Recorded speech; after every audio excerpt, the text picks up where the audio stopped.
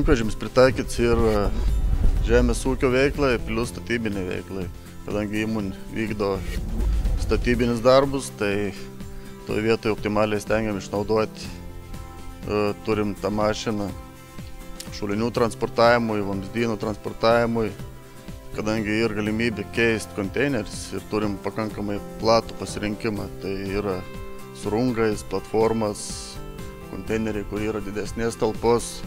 Tai su tais konteineriais galim vežti žvyrą, galim vežti vamzdžius, galim vežti tą pačią statybinę, nors medieną, rąstus, galim transportuoti konteinerius, jūrinis konteinerius. Ta prasme, transporto panaudojimas yra pakankamai platus, kadangi ir šalia dar ūkinė veikla.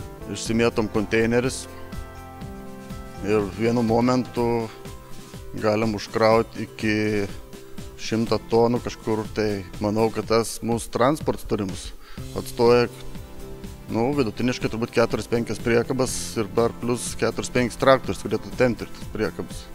Tie konteineriai mūsų turim ir sandarus, ir su tentais.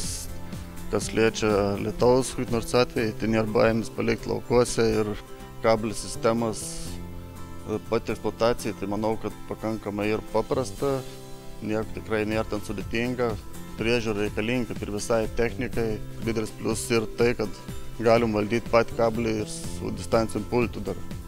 Tai toje vietoje tikrai ir privalumas, kad gali prisistūmęs kažkur, iš galvų nuėjęs, gali matyti pasvirimo kampą, atstumus, pasireguliuoti.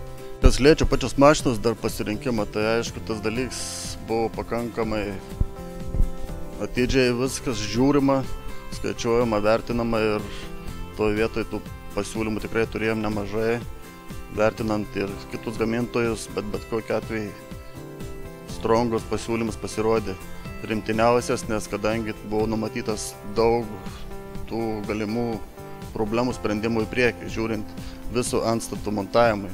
Tai kadangi mašina turi ir kraną, ir plus kiti būdai reikalingi dalykai, tai būtent prieš pasirinkimą tie klausimai atrodo buvo pakankamai išspręsti.